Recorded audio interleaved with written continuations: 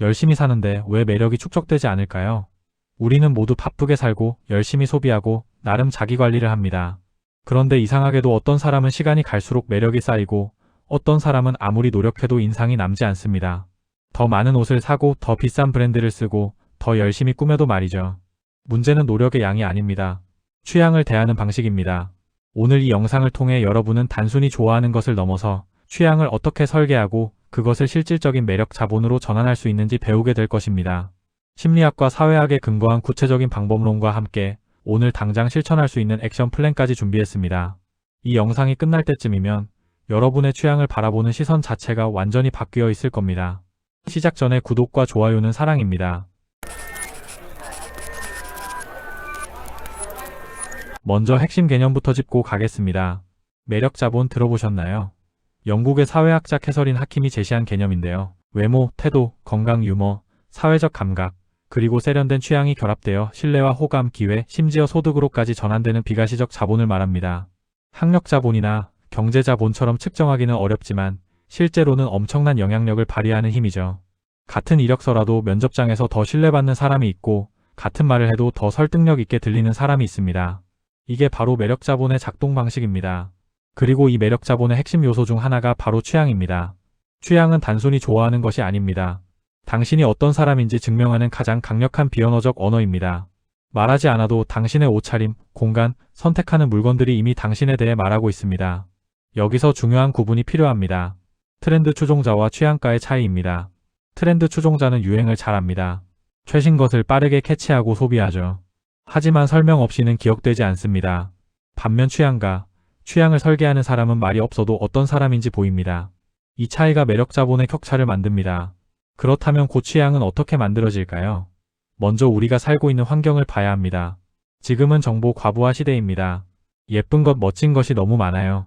인스타그램만 열어도 완벽한 이미지들이 쏟아집니다.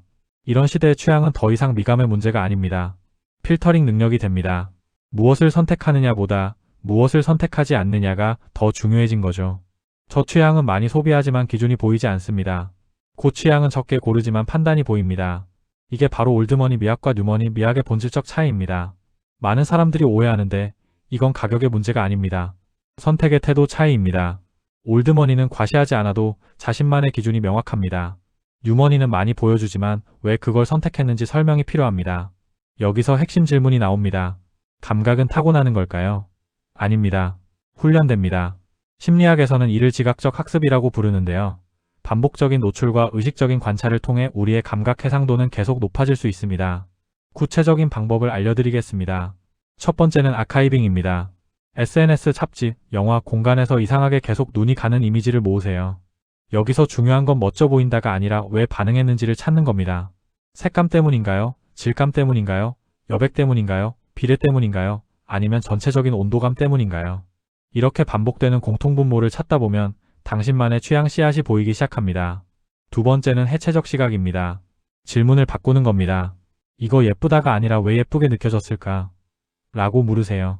이 질문을 할 수 있는 순간 취향은 막연한 감각이 아니라 분석 가능한 구조가 됩니다.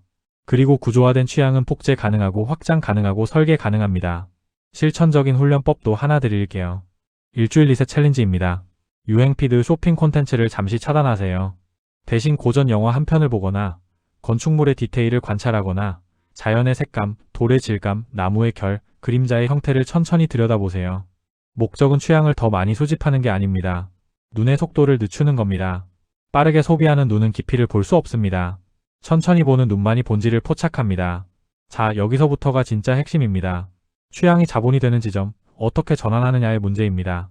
첫 번째 원칙은 일관성입니다. 산발적인 취향은 그냥 소비로 끝나지만 하나의 결로 묶인 취향은 브랜드가 됩니다. 당신의 옷이 공간과 연결되고 공간이 듣는 음악과 연결되고 음악이 말투와 연결되고 말투가 태도와 연결될 때 사람들은 이렇게 느낍니다. 이 사람은 그냥 취향 좋은 게 아니라 자기만의 세계가 있네. 신경과학적으로 보면 인간의 뇌는 패턴을 인식하고 예측하는 데 최적화되어 있습니다. 일관된 패턴은 신뢰를 만들고 신뢰는 매력으로 전환됩니다. 반대로 일관성 없는 선택은 뇌를 혼란스럽게 만들고 기억되지 않습니다. 두 번째는 희소성과 스토리텔링의 결합입니다. 모두가 아는 브랜드를 쓰고 모두가 쓰는 설명을 반복하면 차별화되지 않습니다. 대신 왜 이걸 골랐는지, 왜 오래 쓰는지, 왜 나와 어울리는지에 대한 개인적 서사를 만드세요. 이 서사가 취향을 돈 주고도 사고 싶은 감각으로 만듭니다. 명품 브랜드가 비싼 이유는 품질만이 아닙니다. 그 안에 담긴 이야기, 역사, 장인정신이라는 서사 때문입니다. 당신의 취향도 마찬가지입니다. 서사가 있으면 가치가 생깁니다. 세 번째, 심리적 효과입니다. 확고한 취향은 사람에게 특정한 신호를 보냅니다. 자기 통제력이 있다, 판단 기준이 있다, 쉽게 흔들리지 않는다. 이런 신호는 근거 없는 자신감이 아니라 근거 있는 자신감을 만듭니다. 그리고 이 자신감은 설명하지 않아도 전달됩니다. 태도로, 말의 속도로, 언어의 밀도로 자연스럽게 배어나옵니다. 심리학에서는 이를 비언어적 커뮤니케이션의 일관성이라고 부르는데 실제로 대인 신뢰도에 가장 큰 영향을 미치는 요소 중 하나입니다. 이제 정리하겠습니다. 취향은 발견하는 게 아닙니다. 발명하고 설계하는 것입니다. 취향은 미감이 아니라 판단 시스템이고 그 판단 시스템은 곧 매력 자본입니다.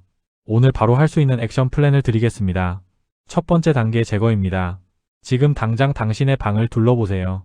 그리고 나를 설명하지 못하는 물건 3가지를 찾아서 버리세요. 공간의 정리는 취향의 정리입니다. 불필요한 것을 덜어낼 때 비로소 본질이 보입니다. 두 번째 단계, 선언입니다. 한 문장으로 자신을 정의하세요. 나는 어떤 결을 가진 사람이다. 이 선언이 모든 선택의 기준점이 됩니다. 미니멀한 결을 가진 사람, 따뜻한 결을 가진 사람, 절제된 결을 가진 사람, 무엇이든 좋습니다. 중요한 건 명확하게 언어화하는 것입니다. 세 번째 단계, 반복입니다. 새로운 것을 사기 전에 매번 질문하세요. 이 선택은 내 결을 강화하는가, 흐트러뜨리는가? 이 질문을 반복하다 보면 어느 순간 자동화됩니다. 그때부터 당신의 모든 선택이 하나의 방향으로 정렬되기 시작합니다. 가장 나다운 것이 가장 강력한 자본입니다. 당신의 취향을 설계하세요. 인생의 가격이 달라집니다. 프랑스의 철학자 볼테르는 이렇게 말했습니다. 판단력은 천천히 배우는 것이지만 편견은 빠르게 배운다. 취향도 마찬가지입니다. 빠르게 소비된 취향은 편견처럼 쉽게 사라지지만 천천히 설계된 취향은 당신의 정체성이 됩니다.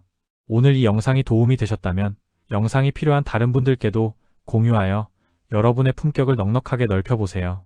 여러분의 작은 클릭 하나가 더 많은 사람들에게 자신만의 매력 자본을 설계할 기회를 줍니다. 기억하세요. 취향은 전략입니다. 그리고 그 전략을 설계하는 건 바로 당신입니다.